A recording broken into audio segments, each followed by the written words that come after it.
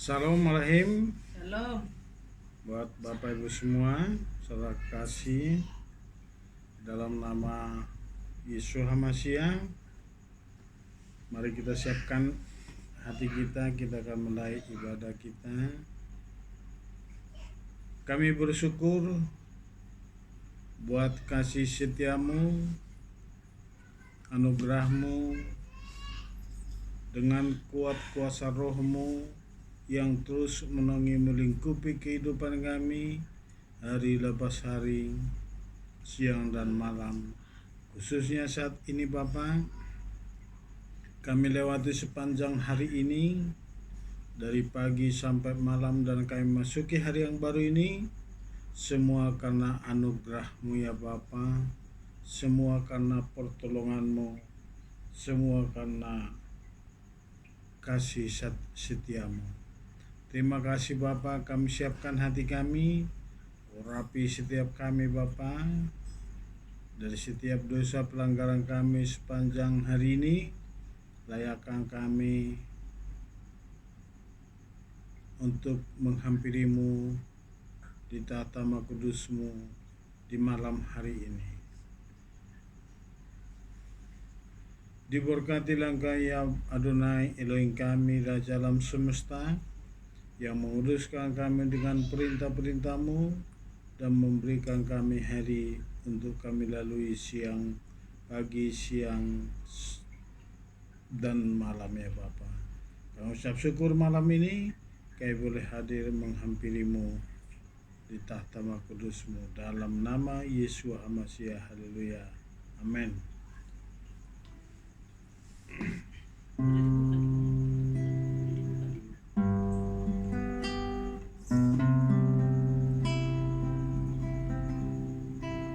Semua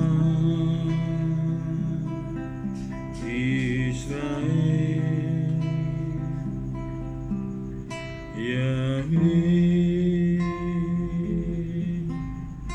Elohim,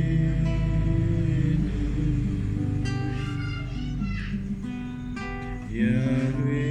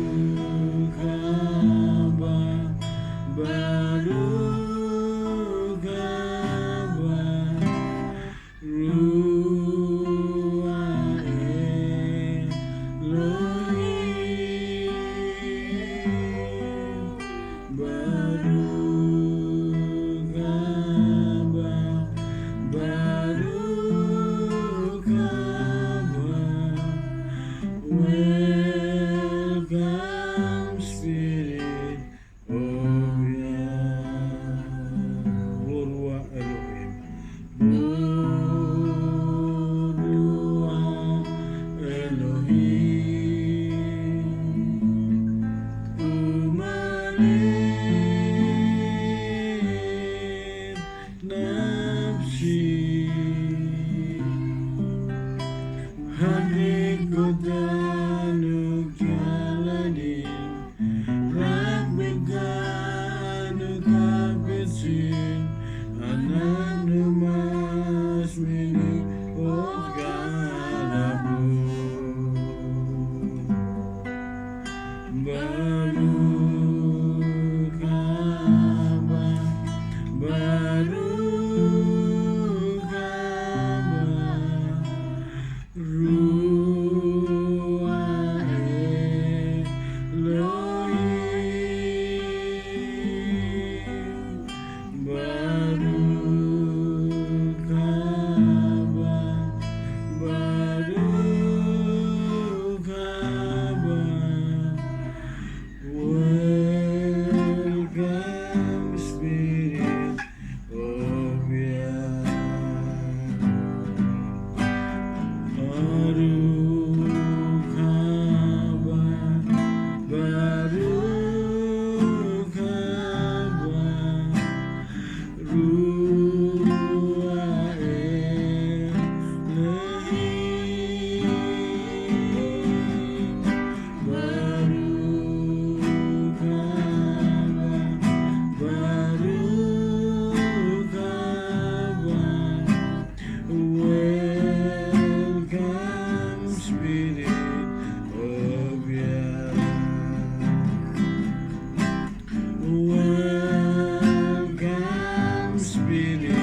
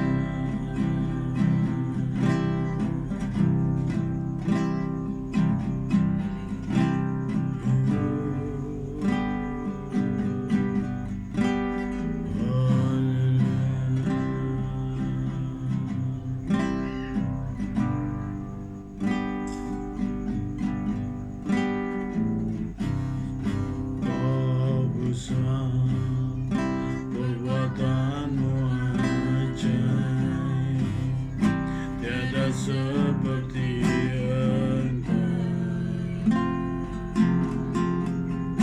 tiada seperti Engkau besar, perbuatanmu ajaib, tiada seperti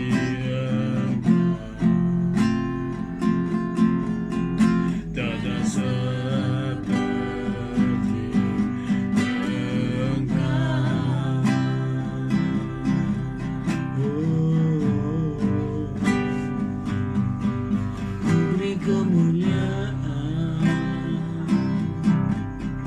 dan hormat, ku angkat suara pujian, ku agungkan namamu, ku beri kemuliaan dan hormat, ku angkat suara pujian,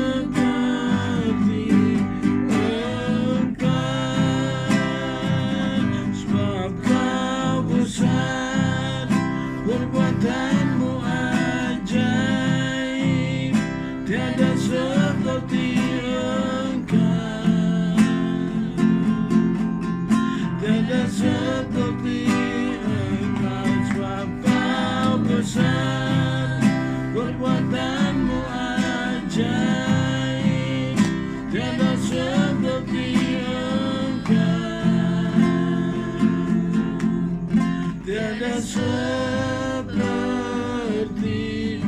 Engkau.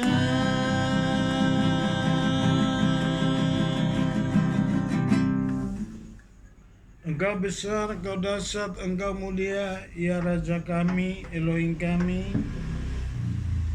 Elohenu Abraham, Ishak, dan Israel. Engkaulah junjungan kehidupan kami, yang kami puji, kami sembah di dalam nama Yeshua HaMashiach. Sungguh kami bersyukur kepada-Mu ya Bapa di malam ini, oleh karena kehendak-Mu dan oleh karena perkenan-Mu, Engkau layakkan kami kembali memasuki ibadah Jum sebagai jadwal rutinitas kami Bapa, untuk kami saling menyapa satu dengan yang lain dalam konsep areput yang Kau ajarkan bagi kami lewat leluhur iman kami bangsa Israel. Dan saat ini kami akan memulai ibadah kami bersyukur Roh-Mu yang mempersatukan kami, Roh-Mu yang mengendalikan ibadah kami ini dari awal sampai akhir. Sebentar kami akan sharing akan Torah-Mu. Biarlah kuasa Roh-Mu menguasai setiap hati kami yang ada dalam ibadah Jum, yang sudah masuk, yang belum masuk ya Bapa, dimanapun mereka berada saat ini. Biarlah kuasa Roh-Mu mempercepat langkah mereka untuk masuk dalam ibadah Jum ini Bapa, sehingga kami terus ada dalam hadirat-Mu, terus ada dalam proteksi-Mu Bapa. Diberkatilah Engkau ya Adonai Elohim kami, yang menguduskan kami dengan perintah-perintah-Mu dan yang memberikan kami kata-kata Torah. Dalam nama Yeshua HaMashiach kami berdoa dan mengucap syukur. Terima kasih buat para malaikat-Mu yang telah menaungi melingkupi kehidupan kami, keluarga lepas keluarga, seluruh umat-Mu yang ada di kehilat ini Bapa, ada dalam perlindungan-Mu. Dan kami memulai ibadah ini dalam nama Yeshua HaMashiach. Haleluya. Amin. Shalom Bu Lilis. Salam Bu Lilis, selamat malam. Selamat malam Pak Gam, salam Bu Esther, salam semua. Gimana kabar Bu Lilis? Salam Bu Esther.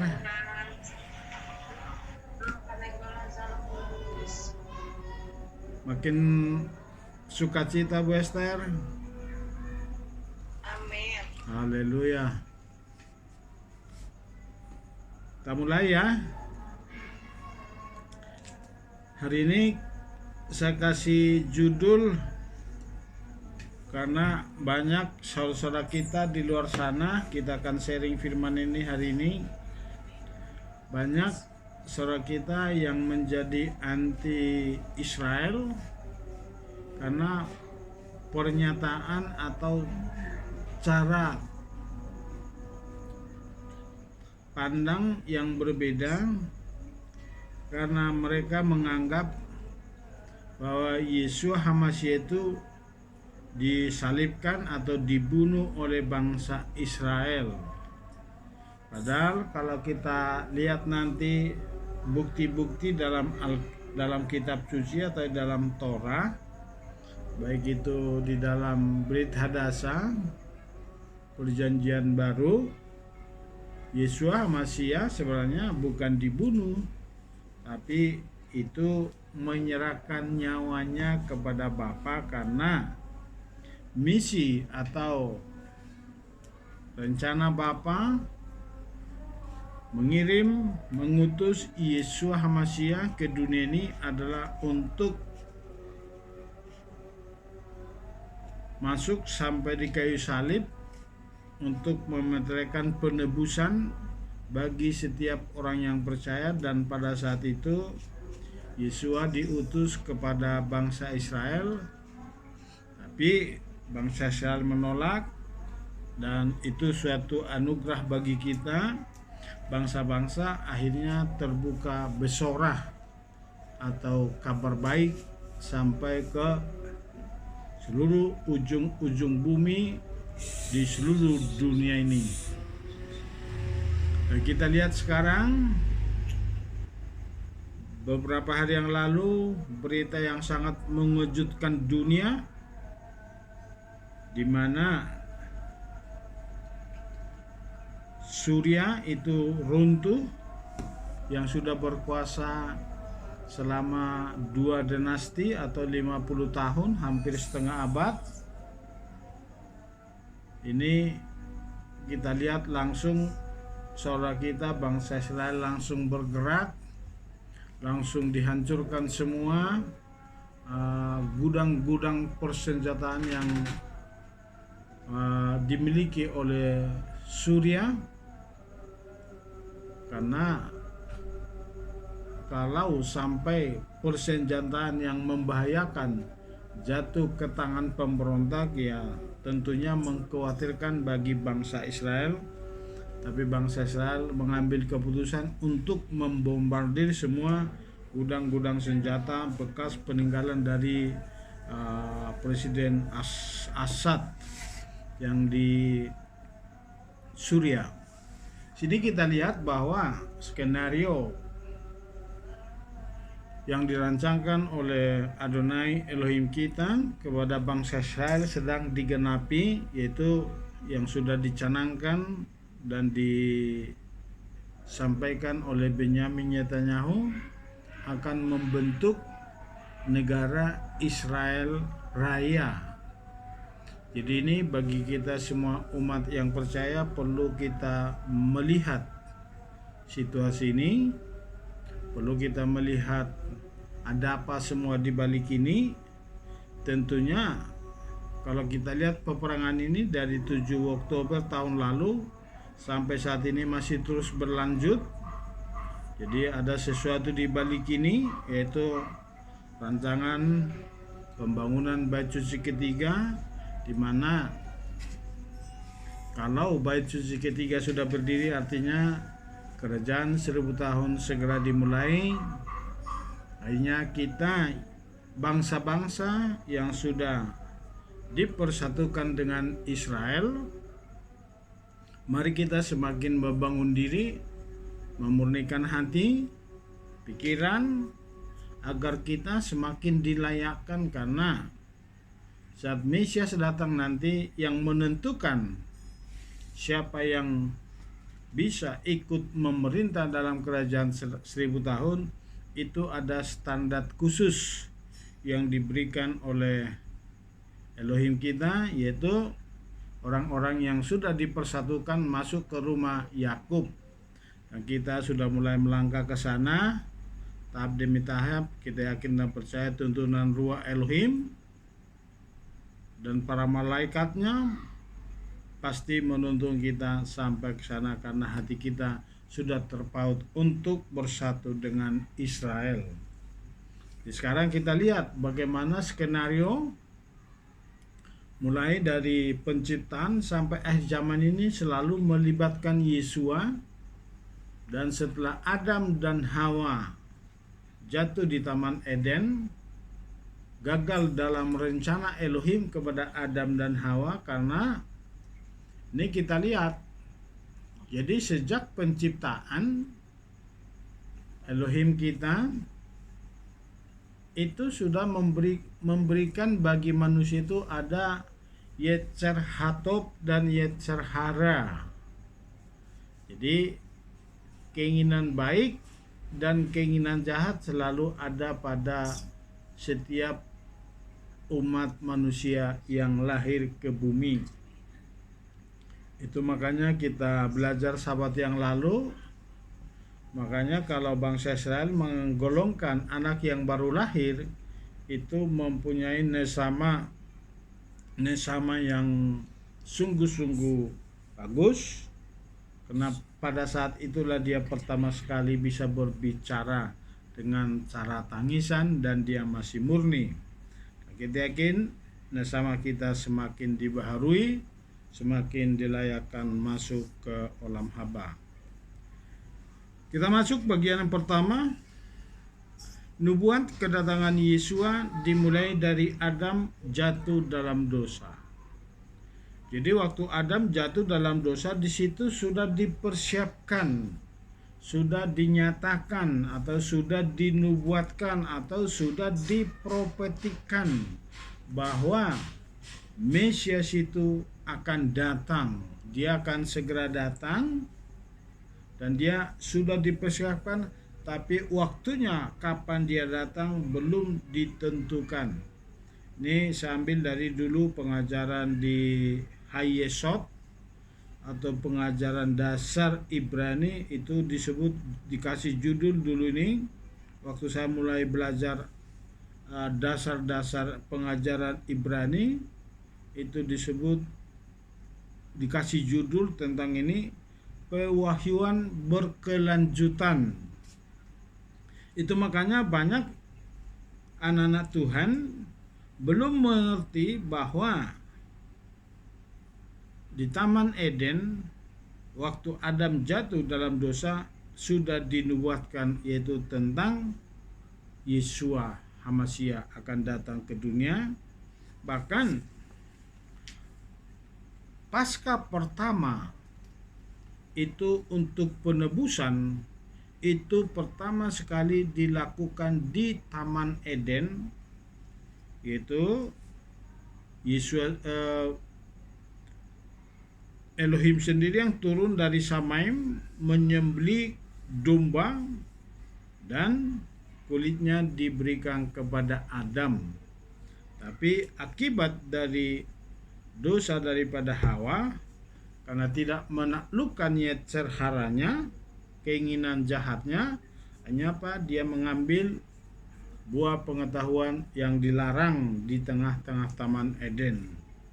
Jadi nubuat ini waktu Adam jatuh dalam dosa dan dia dihukum, disitulah dikatakan keturunanmu, itu untuk Adam ya, untuk Hawa dikatakan keturunanmu pada ular, dan keturunan perempuan ini akan selalu melakukan peperangan. Itu makanya dikatakan keturunanmu akan mematok tumit daripada keturunan daripada perempuan ini, dan kepalamu akan diinjak oleh anak daripada perempuan ini.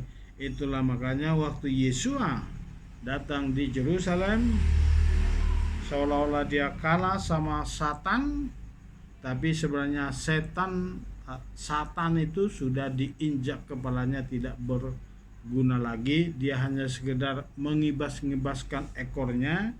Jadi itu tidak menakutkan lagi bagi kita, karena pemenang sudah ada dalam hidup kita, yaitu Yesua Hamasia. Boleh dibaca Kejadian 3 ayat 14 sampai 15. Bu Lilis atau Bu Esther silakan.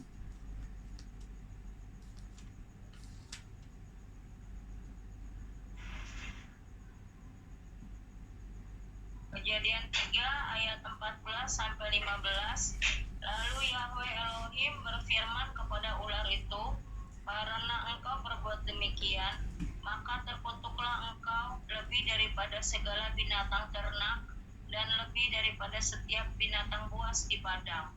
Dan engkau akan menjalar dengan perutmu, dan engkau akan makan debu seumur hidupmu.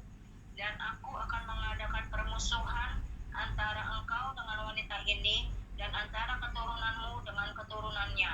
Dia akan meremukkan kepalamu, dan engkau akan meremukkan tumitnya. Nah, itulah makanya setan selalu mengganggu tumit kita. Apa itu? Kira-kira apa yang saudara tangkap? Engkau akan mematok tumitnya. Di situ dikatakan engkau akan meremukkan tumit. Apa arti tumit di dalam perjalanan kita?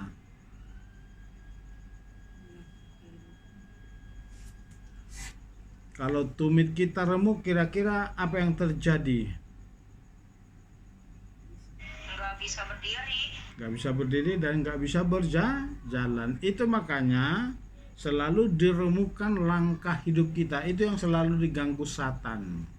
Tapi yakin dan percaya saat ini Mesias Yesus Hamasia itu sudah ada pada hidup kita. Jadi setan tidak akan bisa lagi mengganggu saudara dan saya selama Torah itu nyata hidup di dalam kehidupan kita. Kita terus berusaha melakukan mitzvah, melakukan perintah-perintah Elohim, dan otomatis perintah itu akan terus berjaga-jaga menjadi pagar di dalam kehidupan kita. Jadi ini ya, pertama sekali nubuat tentang Yesua ada di sini. Jadi keturunan dari Hawa itu yang meremukkan kepala ular itu adalah Yesua Hamasia sendiri. Bisa ditangkap ya, ini yang dikatakan di sana. Nubuat baru selanjutnya Nabi Yesaya mengatakan, bukan Nabi Yesaya, di Kejadian juga tetap dikatakan ada nubuat itu tentang kedatangan Yesus sudah ditentukan dari suku Yehuda, padahal Israel belum ada. Inilah nubuat, artinya apa? Ini kita nggak ngerti kok bisa dikatakan tongkat kerajaan tidak berpindah dari Yehuda, padahal itu masih waktu di zaman Adam, waktu Kejadian, masih sangat jauh. Jadi sudah dinubuatkan bahwa Yesus itu akan datang dari suku Yehuda. Jadi ini berkelanjutan, sudah dibuka tadi akan Yesus datang, tapi dibuka kembali bahwa dia akan datangnya dari suku Yehuda. Boleh Bu Esther? Kejadian 49 ayat 10. Bereshit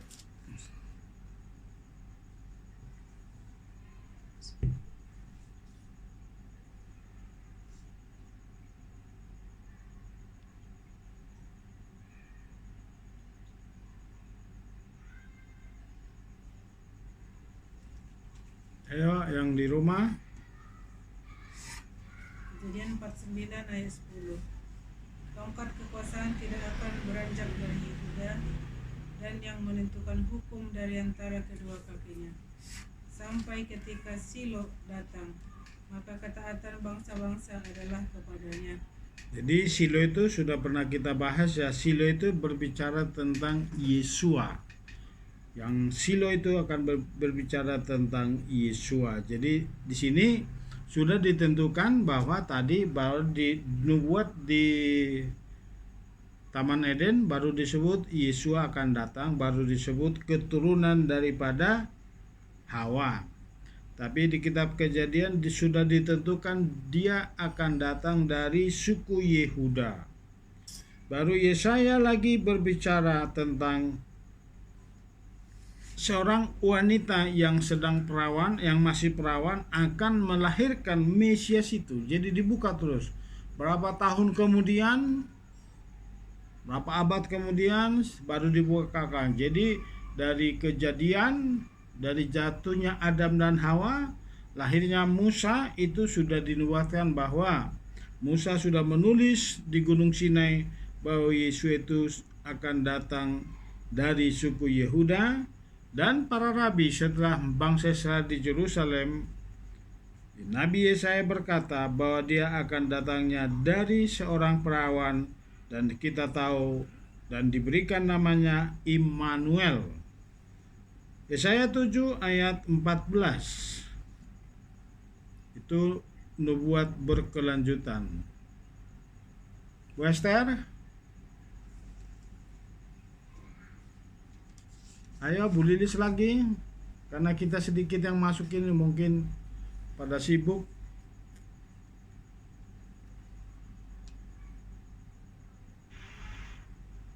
Yesaya 7 ayat 14 kan Pak Gem? Ya Bu Lilis. Sebab itu Tuhan sendiri akan memberikan kepadamu sebuah tanda. Lihatlah, perawan itu akan mengandung dan akan melahirkan seorang putra, dan dia akan memanggil namanya Immanuel. Jadi di situ sudah disebut bahwa dia bukan hasil dari perkawinan laki-laki dan perempuan, tapi itu nubuat bahwa seorang perempuan yang masih perawan akan mengandung, yaitu Yesua HaMasyiah. Jadi inilah yang disebut di pengajaran para rabi, dikatakan pewahyuan yang selalu berkelanjutan. Jadi dikit-dikit dibuka. Sama dengan kita saat ini. Jadi belajar Torah pun kita semakin dibukakan, semakin luas, semakin dibukakan. Bahkan semakin dalam pengertian kita, semakin kita belajar Torah, semakin dalam pengetahuan kita, dan semakin dibentuk karakter kita menuju karakter HaMasyiah. Jadi dalam nubuat pun seperti itu. Dulu dikatakan kita belum mengerti. Itu yang dikatakan dalam Mishpat itu disebut dengan kukim. Jadi ada perintah-perintah atau ada nubuat-nubuat kita belum tahu, tapi ternyata semakin dibukakan. Itu tadi 3 ya. Di Taman Eden, baru Musa menulis dikatakan dari suku Yehuda. Nabi Yesaya membukakan lagi bahwa dia akan datang dari seorang perawan. Nah, Nabi Mika menjelaskan kembali bahwa Mesias Yesua akan lahir di satu kota kecil, yaitu Bethlehem. Jadi itu dibuka terus. Tadi baru disebut anak manusia, baru disebut dari suku Yehuda, baru disebut lahir dari seorang perawan. Sekarang Nabi Mika mengatakan apa? Dia akan lahir dari tempat, menentukan satu tempat. Mika sudah semakin jelas, tempatnya di Bethlehem, di kota kecil. Itu makanya dikatakan, hai Bethlehem Efrata, engkau kota kecil. Mika 5 ayat 2 sampai 4, silakan. Erli.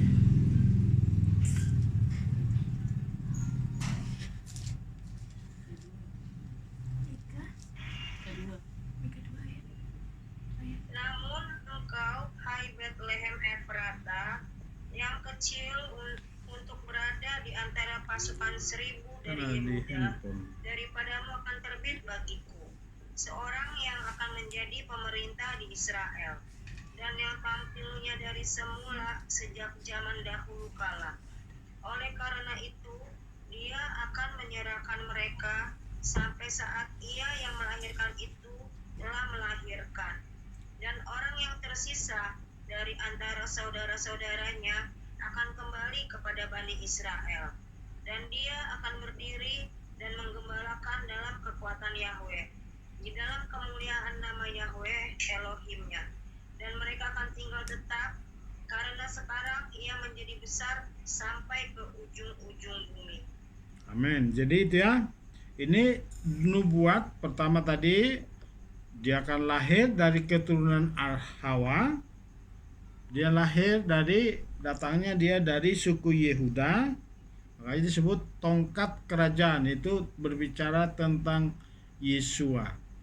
Nabi Yesaya menjelaskan kembali, menubuatkan kembali, memperjelas, dibukakan lagi bahwa yang melahirkan Mesias itu adalah seorang wanita yang masih perawan, wanita suci. Habis itu diperjelas kembali oleh Nabi Mika bahwa dia akan lahir di Bethlehem, dan Yesua telah lahir. Memang dia digenapi di kota Daud, di Yesua lahir dari suku Yehuda, yaitu Yusuf bapaknya, dan dia benar-benar melakukan tugas dan panggilannya. Kelahirannya sungguh dahsyat dan luar biasa, dan tidak ada seorang pun yang tahu. Itulah makanya kelahiran Yesua tidak dirayakan secara spesifik. Kenapa?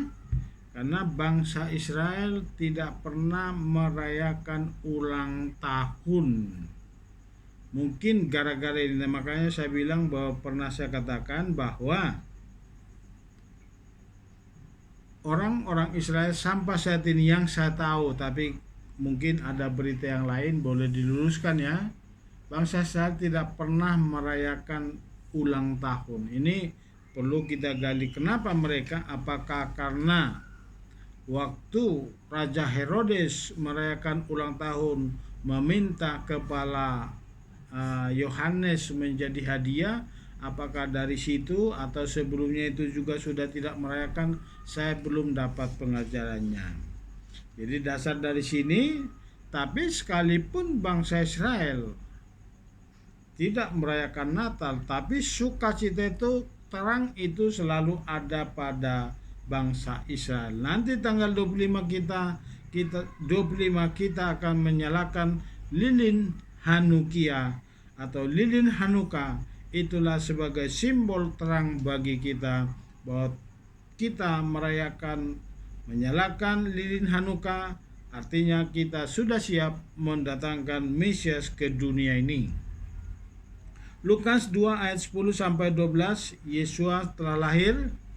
Silakan Eli. Lukas 2 ayat 10 sampai 12. Dan malaikat itu berkata kepada mereka, "Jangan takut, karena lihatlah, aku memberitakan kabar baik kepadamu, suatu sukacita besar yang akan terjadi bagi segala bangsa. Karena pada hari ini telah dilahirkan bagimu seorang juru selamat, yaitu Hamasia Tuhan di kota Daud. Dan inilah tandanya bagimu, engkau akan menemui seorang bayi yang dibungkus dengan lampin, terbaring dalam palungan." Jadi Yesus telah lahir dan 2000 tahun yang lalu dia sudah melakukan tugas panggilannya sampai dia menyelesaikan di atas kayu salib, dan terbukalah tabir itu, dan semua bangsa yang membuka hati percaya kepada Mesias otomatis diselamatkan. Jadi ini kita lihat di sini bagaimana alur ceritanya, nubuatnya, rencananya itu dimulai dari Taman Eden, nanti akan dikembalikan ke Taman Eden. Itu makanya juga disebut Yesua adalah Adam yang kedua. Nah, sekarang kita udah tahu bahwa dia dinubuatkan jelas dan dia sudah ada. Sekarang kita lihat apa dasarnya. Makanya para rabi, para imam Israel selalu ingin berencana, ingin menggantung atau membunuh Yesua. Tapi apakah karena niat, ada keinginan daripada imam-imam yang bersekongkol ingin membunuh Yesua, itu makanya Yesua disalibkan? Sekarang kita lihat buktinya. Jadi kalau ada di luar sana saudara-saudara kita yang masih ada di dalam Edom atau masih ada di dalam kekristenan yang selalu menyatakan, bahkan menjadi anti Israel, anti Yahudi, bahwa mengatakan Israel membunuh Yesua. Memang ada rencana, ada niat daripada imam-imam, tetapi Yesua tidak pernah bisa ditangkap. Tapi karena waktunya sudah tiba, akhirnya dia menyerahkan hidupnya untuk disalibkan. Memang untuk itulah dia datang ke dunia ini. Itu makanya waktunya sudah tiba, dia datang kepada Bapa. Karena waktu di dunia ini dia benar-benar melakukan mentet atau simsum, atau mengambil wajah seperti manusia, padahal dia benar-benar itu. Makanya dikatakan dia mengosongkan keilahiannya. Dia datang ke dunia karena apa? Yang ilahi datang ke dunia itu tidak bisa, otomatis dia harus melakukan simsum. Ingat ya, simsum atau mentet. Mentet juga bisa dikatakan dengan bahasa Ibrani atau bisa disebut kayak Geofani. Nah, kita lihat setelah Yesus datang, dia sudah gempar, sudah mulai menyatakan tanda-tanda mujizat, sudah mulai disukai atau disenangi banyak murid, bahkan banyak murid yang minum. Banyak murid yang sudah mulai percaya kepada Yesus. Apalagi ini lihat, setelah Lazarus dibangkitkan. Setelah Lazarus dibangkitkan, banyak berita itu begitu menggemparkan di Yerusalem atau di tanah Kanaan, di seluruh Israel. Dan waktu mujizat terjadi, Yesus membangkitkan orang mati. Saat itu ada yang merasa terganggu. Ini sumbernya, perhatikan. Jadi waktu Yesus membangkitkan Lazarus, itu berita sangat gempar di seluruh Israel. Dan ada yang merasa terganggu, yaitu imam besar pada saat itu yang dijabat oleh Kayafas. Kayafas itu adalah orang Saduki. Jadi dia orang Saduki dan dia bersekongkol ingin membunuh Yesus karena saat itu dia sudah kurang berwibawa. Coba bayangkan, imam besar menjadi yang sangat berpengaruh di Israel. Oleh karena kedatangan Yesus HaMashiach, dia kurang wibawa. Inilah sumber. Makanya ada iri hati daripada imam besar Kayafas pada saat itu ingin membunuh Yesus HaMashiach, karena saat itu sangat dikuasai oleh orang-orang imam-imam untuk yang berkuasa di Bait Suci pada saat itu. Dan disitulah masa-masa bagaimana korupsi Bait Suci disalahgunakan oleh imam-imam. Jadi ingat, jadi Yesua, kenapa mereka niat ingin membunuh Yesua, tapi lihat, Yesua selama dia ingin ditangkap, ingin dirajam, dia tidak pernah bisa. Tapi kenapa dia bisa disalibkan? Karena memang untuk itulah dia datang. Jadi bukan karena niat daripada bangsa Israel, khususnya imam-imam besar, makanya Yesus disalibkan. Akan tetapi karena misi besar dari Samaim untuk bumi, untuk Israel, makanya Yesus dikirim ke bumi dan dia harus menyelesaikan misinya di kayu salib. Ingat, jadi kalau ada di luar sana berkata Israel membunuh Yesus, Israel bukan dibunuh, Yesus bukan dibunuh oleh imam-imam atau bangsa Israel, akan tetapi Yesus adalah menyerahkan nyawanya kepada Bapa. Nah, kita lihat Lukas 2, 10 ayat 12. Boleh Bu Anita yang baru masuk. Salam Bu Anita.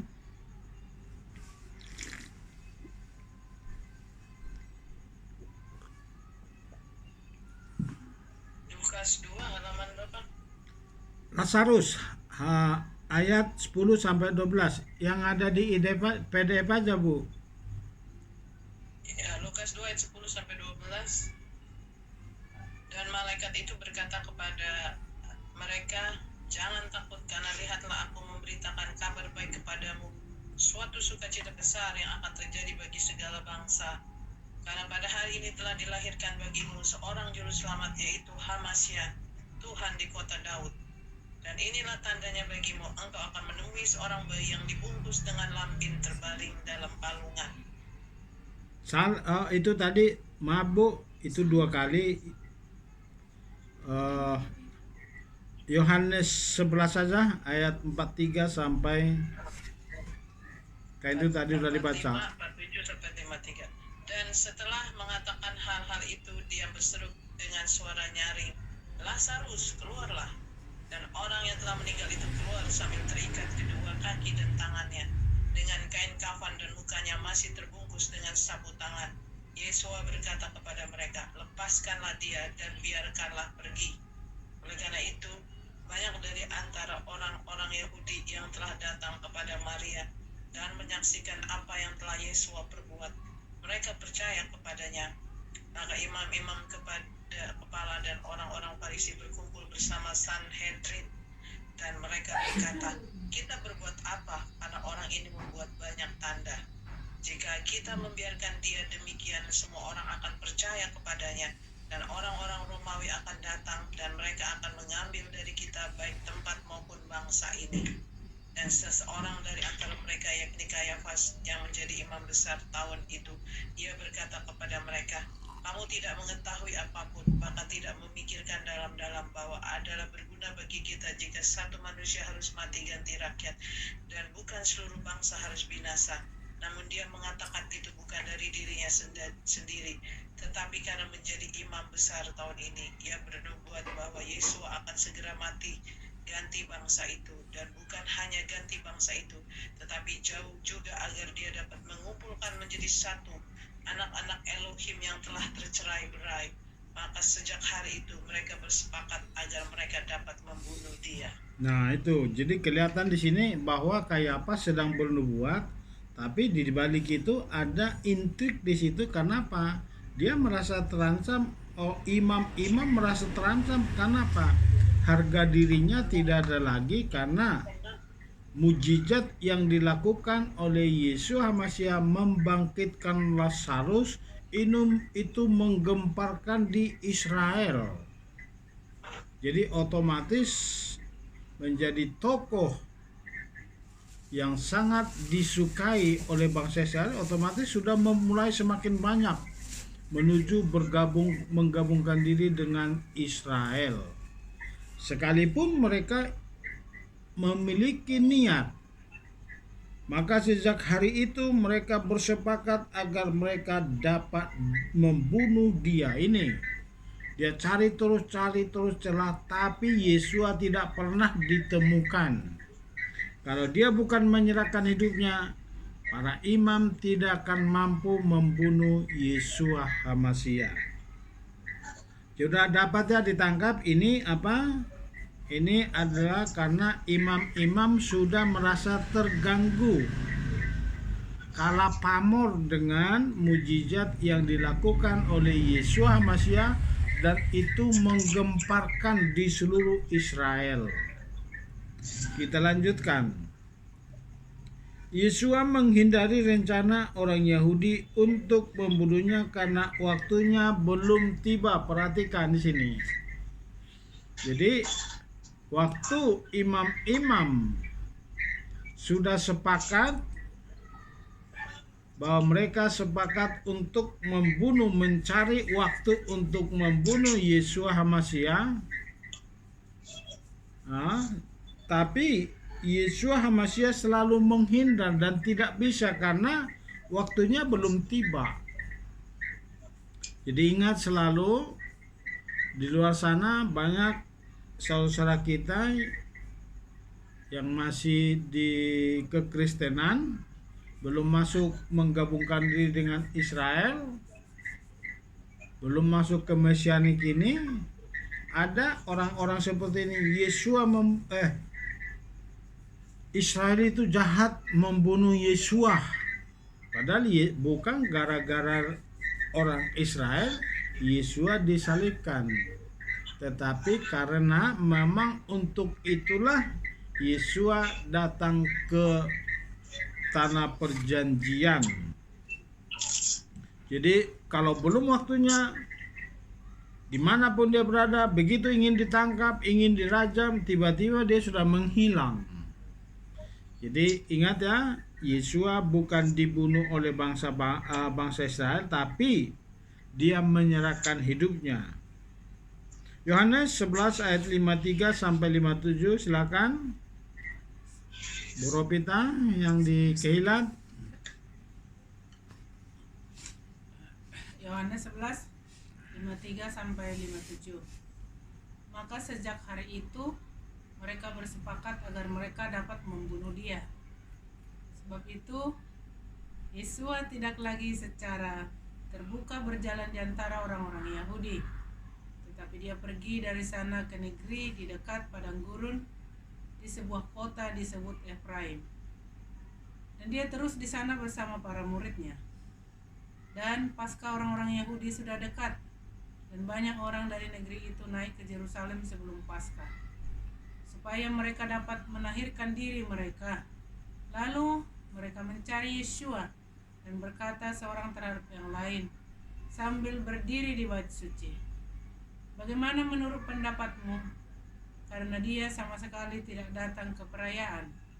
Dan para imam kepala serta orang-orang Farisi pun telah memberi perintah agar apabila seseorang mengetahui tempat dia berada, dia harus memberitahukan sehingga mereka dapat menangkap dia. Nah itu ya. Jadi pada hari Paskah itu mereka sudah niat semuanya, tapi itu sudah juga termasuk dalam skenario. Jadi Yesua, selama imam-imam ada rencana untuk membunuh, akhirnya membunuh dia, Yesua selalu menghindar, bahkan tidak lagi menampakkan diri kota. Dia menjaga karena waktunya belum tiba, dan dia selalu lolos dari sergapan. Saat mereka mau ditangkap, saat dia mau ditangkap, Yesua selalu selamat. Kita lanjut. Kita lihat di sini, Yesua masih ditangkap dan melarang Petrus. Inilah alasannya. Jadi Yesus itu sanggup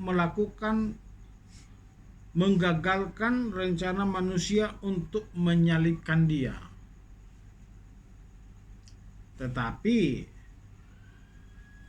Yesua datang ke dunia ini adalah untuk menggenapi apa yang sudah dinubuatkan tentang dia, yaitu dia harus lahir. Tadi kita sudah belajar ya, dari Taman Eden sampai dia lahir di Bethlehem itu terjadi.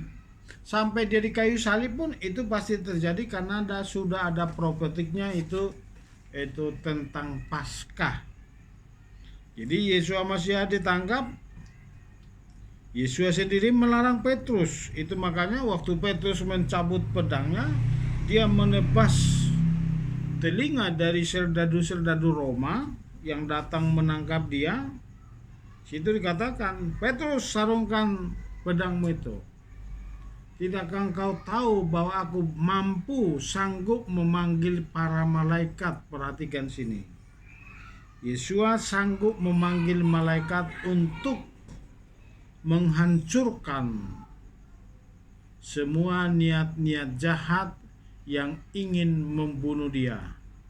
Tetapi ingat, karena dia datang diutus dari Samaim ke dunia ini adalah untuk memperdamaikan dunia dengan Samaim, yaitu umat manusia yang ada di bumi. Itu makanya di kitab Yohanes 3 kalau nggak salah atau 16 itu, karena begitu besar kasih Elohim kepada dunia ini, maka dia menyerahkan anaknya. Jadi Bapa pun karena menyerahkan Yesua disalibkan, bukan karena niat daripada imam-imam. Jadi ini harus bisa dijelaskan. Ya Bapak Ibu, harus bisa dijelaskan kalau ada sanak-saudara kita, keluarga kita, atau teman-teman kita yang anti Yahudi, anti Israel, karena mengatakan Israel menyalibkan Yesua. Bukan, memang dia harus disalibkan, tapi karena dia menyerahkan nyawanya. Coba dibaca kembali yang di Zoom, Bu Lilis, Bu Esther, Bu Anita, silakan.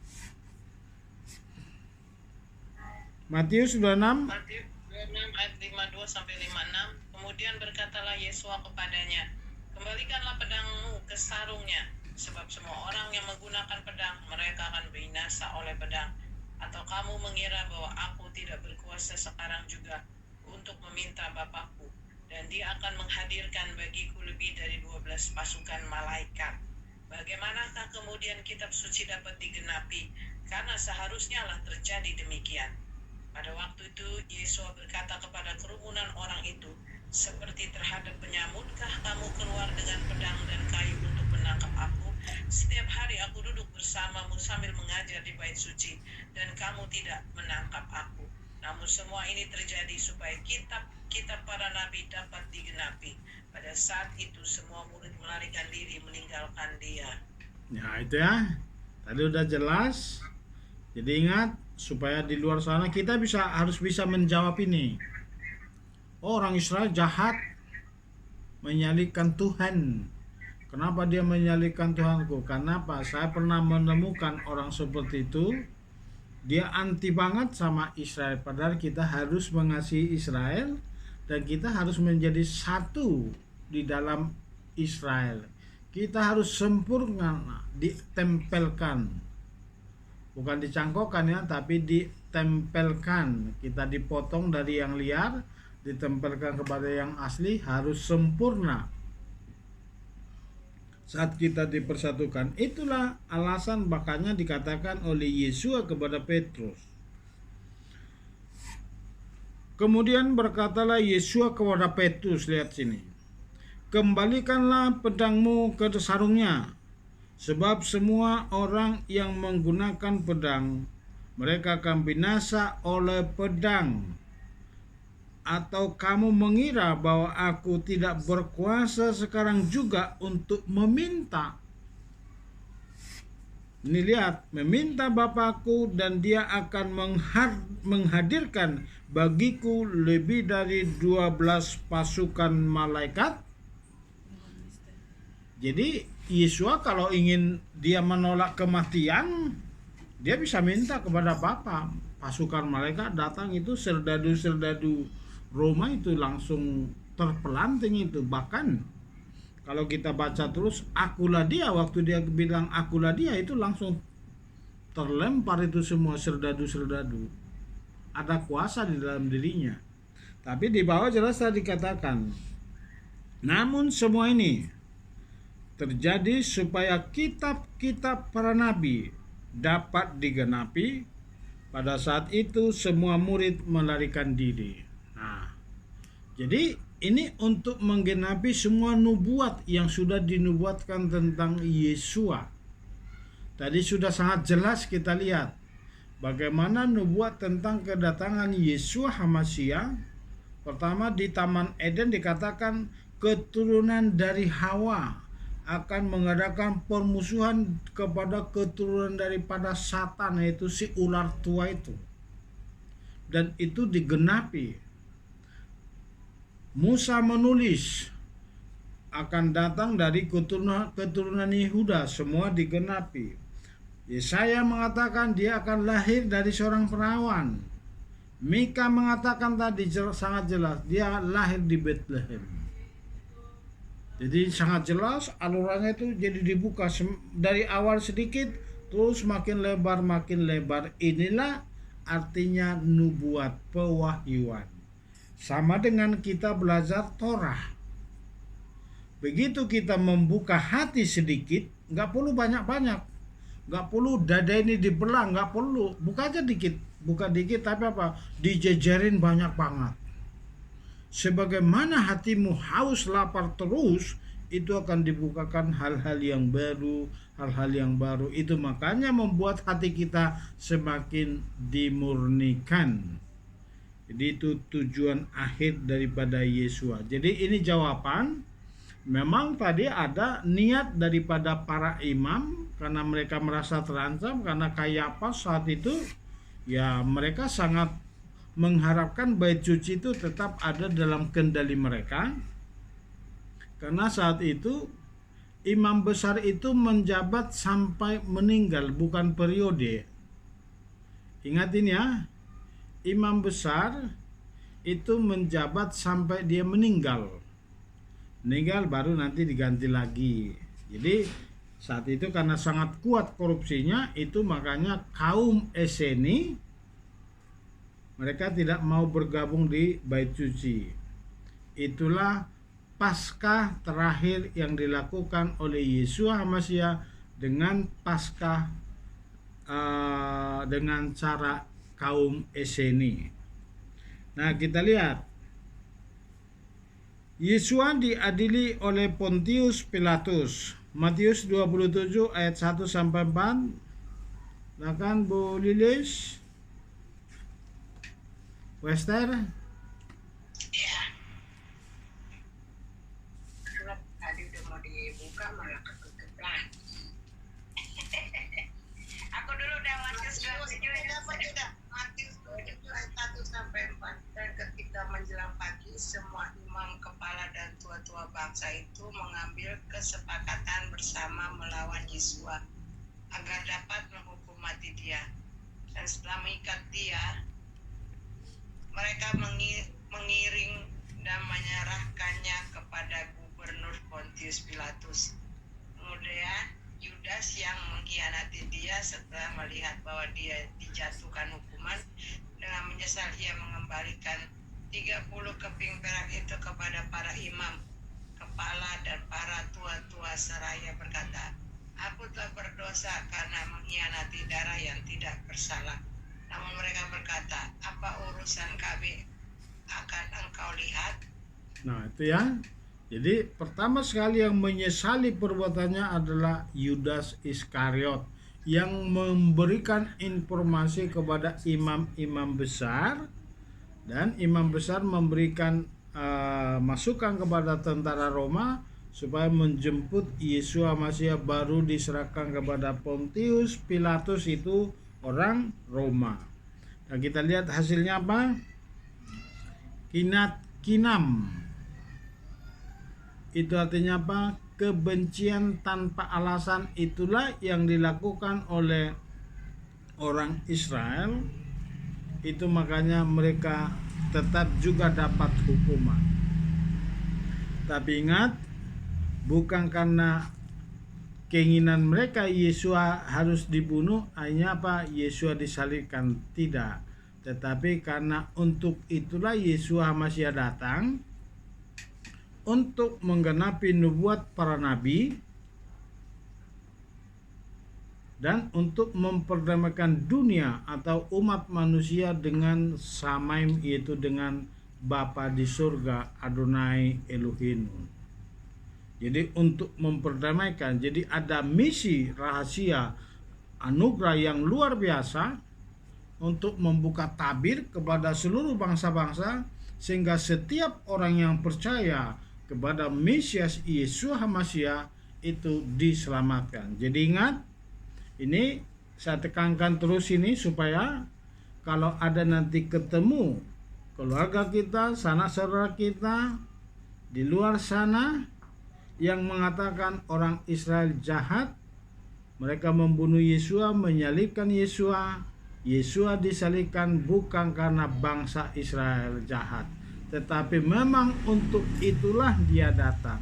Jadi itu tadi dikatakan sama Petrus, sarungkan pedangmu itu. Bukankah engkau tahu sekarang saya bisa meminta kepada Bapa untuk mengirim pasukan malaikatnya? Tetapi dikatakan, untuk inilah aku datang, untuk menggenapi nubuat-nubuat para nabi. Jadi ini jawaban supaya kita bisa berdialog, memberikan argumentasi seturut dengan Torah, supaya saudara kita dibukakan, bukan selalu anti Yahudi, karena di luar sana banyak seperti itu. Yeshua disalibkan karena dia menyerahkan nyawanya untuk disalibkan demi keselamatan umat manusia. Jadi bukan karena niat hati para imam. Tadi jelas dikatakan, sekalipun imam besar Kayafas berkata lebih baik satu orang mati daripada seluruh bangsa ini, tetapi dia bukan berkata-kata dari dirinya sendiri, tapi dia sedang bernubuat bahwa Yesus memang harus mati.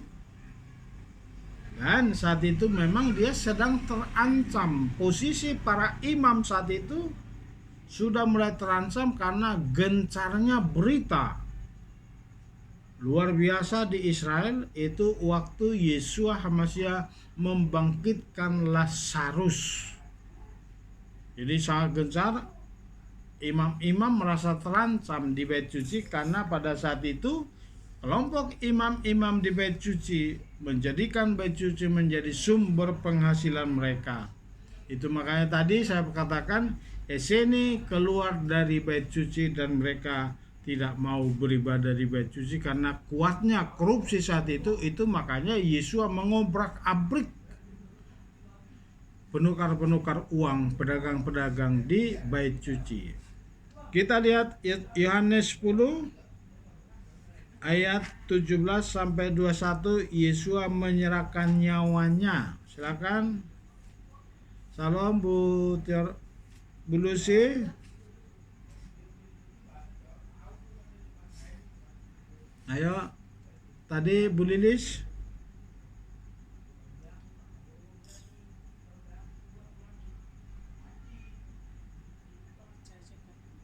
Silakan Bu Robita. Yohanes 10 ya. Yesus menyerahkan nyawanya. Yohanes 10 ayat 17 sampai 21. Sebab itulah Bapa mengasihi aku, karena aku mempertaruhkan jiwaku supaya aku dapat menerimanya kembali. Tidak seorang pun mengambil daripadaku, malah aku mempertaruhkannya dari diriku sendiri. Aku mempunyai otoritas untuk mempertaruhkannya dan aku mempunyai otoritas untuk mengambilnya kembali. Aku telah menerima perintah itu dari Bapakku, oleh karena itu terjadilah lagi perpecahan di antara orang-orang Yahudi karena perkataan-perkataan ini. Dan banyak dari antara mereka berkata, dia kerasukan roh jahat dan gila, mengapa kamu mendengar dia? Yang lain berkata, ini bukanlah perkataan seorang yang kerasukan roh jahat. Andaikan setan dapat mencelitkan mata orang buta. Lanjut 26, 38, 42. Matius 26 ayat 38 sampai 42. Lalu katanya kepada mereka, hatiku sangat sedih seperti mau mati rasanya. Tinggallah di sini dan berjaga-jagalah dengan aku. Maka ia pun maju sedikit, lalu sujud dan berdoa. Katanya, Bapakku, jikalau sekiranya mungkin, biarlah cawan ini lalu daripadaku. Tetapi janganlah seperti yang kukehendaki, melainkan seperti yang engkau kehendaki. Setelah itu ia kembali kepada murid-muridnya itu dan mendapati mereka sedang tertidur. Dan ia berkata kepada Petrus, tidakkah kamu sanggup berjaga-jaga 1 jam saja dengan aku? Berjaga-jagalah dan berdoalah supaya kamu jangan jatuh ke dalam pencobaan. Roh memang penurut tapi daging lemah. Lalu ia pergi untuk kedua kalinya dan berdoa, katanya, Bapakku, jikalau cawan ini tidak mungkin lalu, kecuali apabila aku meminumnya, jadilah kehendakmu. Nah itu ya. Jadi Yeshua sadar betul bahwa dia datang untuk menggenapi nubuat para nabi, dan dia diperintahkan oleh Bapa dari Samaim, dari Ein Sof, untuk datang ke dunia untuk memperdamaikan umat manusia yang ada di dunia dengan Bapa.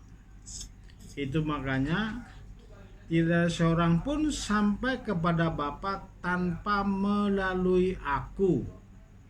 Siapa yang ngomong? Itu Yeshua HaMashiach. Jadi kita bersyukur sekarang kita dapat jawaban apakah benar-benar Yeshua dibunuh oleh bangsa Israel atau benar-benar dia menyerahkan nyawanya. Ya di sini jelas bahwa dia sadar, bahkan dia berdoa, kalau boleh Bapa, biarkanlah cawan ini berlalu daripadaku, tetapi bukan kehendakku, kehendakmulah yang jadi.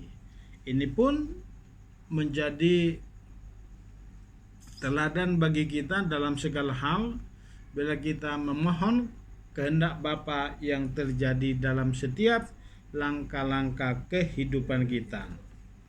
Nubuat tentang kematian Yeshua HaMashiach itu semua ada di Yesaya 53. Nanti boleh Bapak Ibu baca Yesaya 53 ayat 1 sampai habis. Itu yang dikatakan oleh bilur-bilurnya kita sudah sembuh. Itu berbicara tentang Yesua Masiah. Itu ada di Yesaya 53. Boleh baca Mazmur. Kita baca bersama-sama ini sedikit lagi. Kita selesai. Mazmur 22 ayat 16 sampai 20. 2-3 ya. Kekuatan Kau mengering bagaikan tembikar, dan lidahku melekat pada langit-langit mulutku, dan engkau meletakkan aku dalam debu kematian, karena anjing-anjing telah mengerumuni aku. Segerombolan orang jahat telah mengepung aku, menusuk kedua tangan dan kakiku. Aku menghitung semua tulangku. Mereka memandang, mereka menatap aku. Mereka membagi-bagi jubahku di antara mereka dan membuang undi untuk pakaianku. Namun engkau ya Adonai, janganlah menjauh. Ya penolongku, tolonglah aku segera. Jadi untuk menggenapi nubuat inilah, dan juga yang ada tadi di atas di kitab Yesaya 53, Yesua datang. Jadi bukan karena keinginan orang-orang, bukan karena keinginan para imam-imam besar, tapi benar-benar dia menyerahkan nyawanya. Tapi keinginan imam-imam besar ini dianggap menjadi suatu kesalahan. Hanya bangsa Israel harus masuk ke Galut, dan itu sudah masuk dalam skenario semua bahwa bangsa Israel harus berserak ke antara bangsa-bangsa. Dan lihat, para mahkamah agama sudah memanggil untuk saudara-saudara kita, termasuk kita yang sudah dipanggil untuk kembali datang ke Yerusalem. Jadi kita nanti tunggu waktunya, kita akan semua Exodus ada di Yerusalem. Nubuat tentang kelahiran Mesias Yesua Hamasiah sampai kematiannya di kayu salib sudah digenapi. Dari sini kita belajar bahwa kedatangannya yang kedua kalinya ke dunia ini adalah suatu hal yang sangat pasti dan akan segera terjadi. Tadi kita sudah belajar dari Taman Eden. Dia sudah dinubuatkan dan sampai dia lahir benar-benar digenapi sesuai dengan apa yang tertulis, lurus terus, dan sampai dia di kayu salib. Dan firman yang mengatakan dia segera datang, dan dia akan datang kembali sebagai raja yang kita kenal saat ini. Dia akan datang, Mesias akan datang sebagai raja di Israel, memerintah di kerajaan 1000 tahun bersama dengan Bu Lilis, bersama dengan Bu Anita, bersama dengan Bu Esther, bersama dengan Ibu Lucy dan sekeluarga, bersama dengan Ibu Rupita dan semua keluarga. Tuh anak kita kebetulan disuruh praktek di sini, Early. Kita doakan semua kita akan memerintah di kerajaan 1000 tahun. Inilah yang sedang kita nanti-nanti. Jadi kalau saat ini kita sudah lihat pewahyuan atau nubuat yang tentang Yesua itu digenapi dengan luar biasa, dengan dahsyat dan sungguh ajaib, dan kedatangan yang kedua itu adalah hal yang pasti. Amin. Makanya kita jangan bermain-main saat itu terjadi. Biarlah kita semua didapati setia dan kita layak siap Exodus ke Yerusalem, memerintah dalam kerajaan 1000 tahun. Jadi inilah yang sedang kita nanti-nanti, dan itu pasti. Jangan main-main, siapkan hati, murnikan pikiran kita terus, nesama kita. Sahabat lalu kita sudah belajar tentang batu. Siapa yang sudah pakai bantal batu? Sudah? Esther sudah pakai bantal batu? Aku bantalnya empuk, Pak. Enggak, itu bantal Yakub harus dipakai supaya nesamanya langsung jadi. Oh, haleluya. Kan itu semalam pengajarannya, bantal batu. Kenapa Yakub harus pakai bantal batu? Ternyata itu adalah propetik bahwa di kepala kita, saat kita berjalan, saat kita tidur, harus selalu ada Bapa dan Anak, yaitu Yesua HaMasyiah, supaya nesama kita, pikiran kita semakin diubahkan. Sungguh luar biasa. Kita berdoa. Saya yakin dan percaya semua jemaat, semua umat yang ada di Kehilat KPKC Mula-Mula, semua kita ikut Exodus ke Yerusalem. Kita baca dua ayat terakhir, Matius 16 ayat 23 ya. Sebab anak manusia akan segera datang dalam kemuliaan Bapaknya bersama para malaikatnya, dan kemudian dia akan membalaskan kepada setiap orang sesuai dengan perbuatannya. Lihat, tidak ada lagi ampun. Lihat sekarang apa yang terjadi di Timur Tengah. Pemerintahan yang begitu kuat berkuasa selama 50 tahun tanpa diserang, kabur sendiri. Ini kita lihat, musuh akan mereka berantem sendiri. Jadi Benyamin Netanyahu tinggal menggempur, menghancurkan senjata-senjatanya tanpa ada korban. Inilah keajaiban Tuhan. Dan lihat, ada apa di balik ini? Apa yang terjadi? Tentara Israel langsung masuk ke Suriah dan menguasai tanah. Kami sudah direbut di sana. Jadi saya pribadi sudah siap langsung ke sana. Tanah Golan sudah dikuasai. Sungguh dahsyat dan luar biasa. Amin. Jadi nanti saya akan bikin patok-patok Bapak Ibu semua di sana. Nanti saya bagi-bagilah. Karena tanah Golan sudah udah ada pada kita sekarang. Itu untuk kita semua. Amin. Dan kita lihat bagaimana tanah Golan itu. Saya sudah pernah naik ke sana. Saat itu baru sedikit banget yang diambil. Baru sedikit ya. Tanah Golan itu sungguh tinggi banget. Maaf, bukan saya ke Tanah Golan, tapi ke Hermon. Tapi sekarang Tanah Golan sudah diambil. Dan itu gunungnya tinggi, dari situ bisa semua dipantau pergerakan musuh di sekelilingnya. Jadi tidak akan ada lagi musuh yang bisa main-main dengan Israel. Dan semua poksi-poksi musuh mereka, Gog dan Magog, tinggal Iran. Nah, kita lihat bagaimana nanti runtuhnya. Lihat ayat terakhir 1 Tesalonika 4 ayat 16 sampai 17. 2-3 ya. Sebab dengan suatu seruan, dengan seruan penghulu malaikat dan dengan sangkakala Elohim, dia akan turun dari surga, dan orang-orang yang mati dalam HaMasyiah, mereka akan pertama-tama bangkit.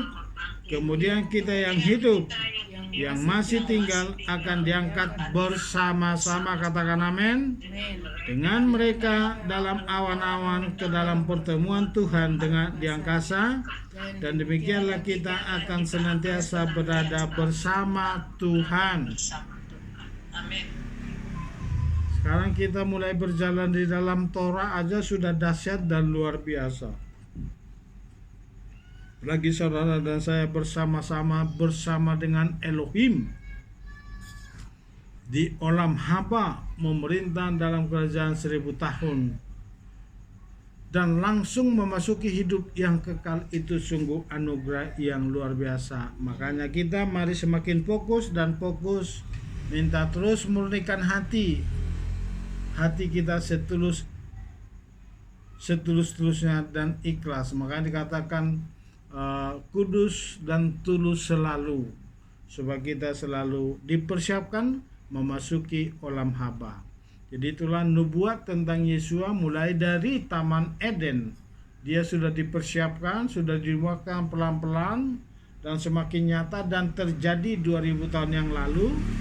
Dan sekarang kita sedang menantikan penggenapan nubuat yang terakhir itu tadi yang sudah kita baca di 1 Tesalonika. Dia akan datang di awan-awan, dia akan datang menjemput kita saat seruan sopar atau sangkakala surgawi berbunyi. Puji Tuhan, saat sangkakala itu berbunyi, saudara dan saya sudah mengerti mana suara sangkakala. Otomatis saat sangkakala surga itu berbunyi, telinga kita pasti mendengar, mata kita pasti melihat, dan kita semua ikut eksodus ke Yerusalem. Tuhan memberkati kita semua. Amin. Silakan dibuka pintu sharing. Belum. Sudah.